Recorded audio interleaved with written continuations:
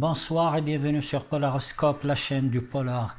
Je continue de vous présenter des auteurs qui diffèrent de ce que nous avons l'habitude de lire. Avec ces auteurs-là, c'est autre chose, c'est une autre dimension.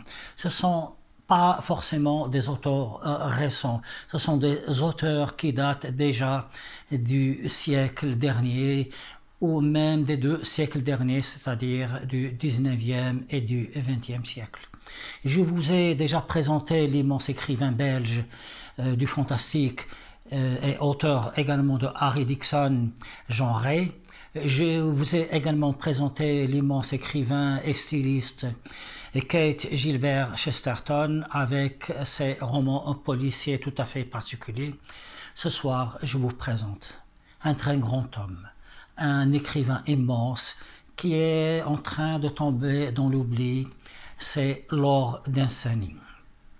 Lord Dunsany est issu d'une très grande famille irlandaise. On a dit de cette famille qu'à l'époque, elle possédait un manoir. Ce manoir était un repère de brigands.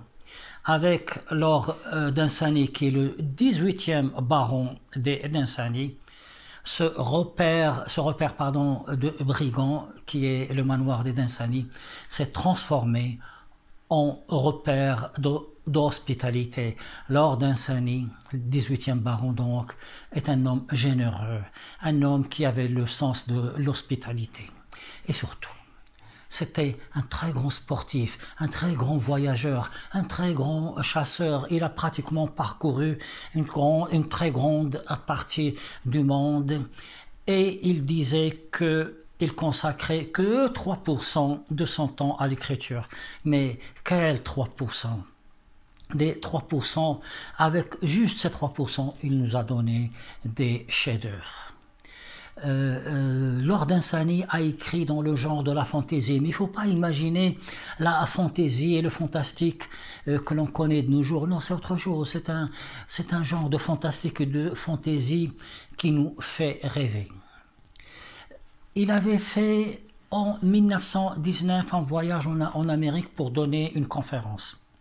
Et parmi les gens qui l'écoutaient, c'est-à-dire parmi son auditoire, il y avait un jeune homme qui le regardait avec des yeux émerveillés. Cet homme-là, ce jeune homme-là, sous l'influence de Lord Dunsany, va devenir l'un des plus grands écrivains après Edgar Allan Poe dans le genre fantastique. C'est Lovecraft. Lovecraft a assisté au cours de Lord Dunsany, a été beaucoup influencé par les écrits de ce grand homme. Et Lovecraft va dire de Dunsany que non seulement Lord Dunsany est un poète, mais c'est également quelqu'un qui transforme chaque lecteur en poète. Rien que ça. Et c'est vrai, à chaque fois que je lis les œuvres de Lord Dunsany, je me mets à rêver moi également. Lord Dunsany va révolutionner le genre du fantasy. On peut même dire qu'il va presque le recréer pour donner un genre fantastique qui évolue entre le rêve, le conte de fées, l'onirisme, l'imaginaire, l'imagination, tout y est. Parmi les livres qu'il va écrire, deux sont très connus. Le premier, je vous le montre, Merveille et démons. Alors voyez-vous, ça c'est Merveille et démons. Merveille et démons est un livre qui a toute une histoire, mais je vous en parlerai la prochaine fois. La traduction en français est de Julien Green.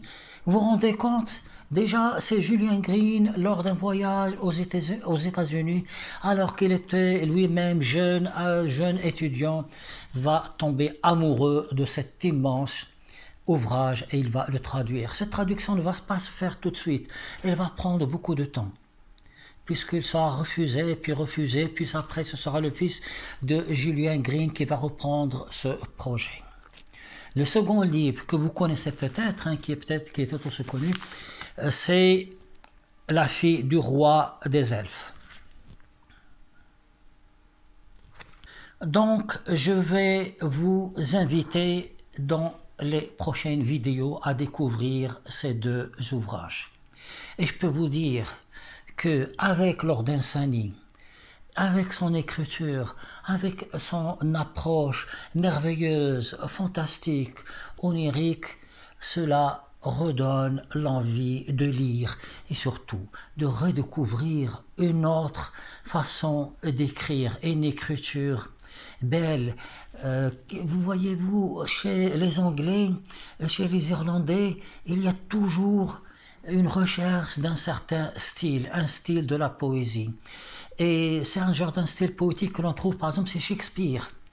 Mais ce qui est étonnant, c'est que quand on connaît la vie de Lord Insani, sa vie d'homme athlète, de chasseur de lions, de voyageur à travers le monde, surtout c'était un très grand champion de cricket, on peut se poser la question, pourquoi un tel homme a une telle sensibilité? Pourquoi un tel homme comme ça sportif a un tel sens du romantisme, de l'imaginaire et un sens de la poésie? C'est ce qui fait le charme de ces grands hommes, de ces grands écrivains. Et je peux vous dire, quand je lis d'autres livres de Tolstoï ou Dostoïevski, qui pour moi ne sont que des Dallas, des trucs là interminables, des Dallas avant l'heure, hein. On prendrait Tolstoï, Dostoïevski, Garip et tous les trucs là, vous le remettez, ça pourrait faire de beaux soaps de l'après-midi que quelques ménagères ou ménagers, pour masculiniser le mot, vont regarder jour après jour, etc. Là, c'est autre chose. C'est vraiment une littérature qui se place au-dessus de toutes les autres. Et la prochaine fois, je vous présenterai ce merveilleux livre, Merveille et démons, dans une traduction de Julien Green. Merci et à bientôt sur Polaroscope.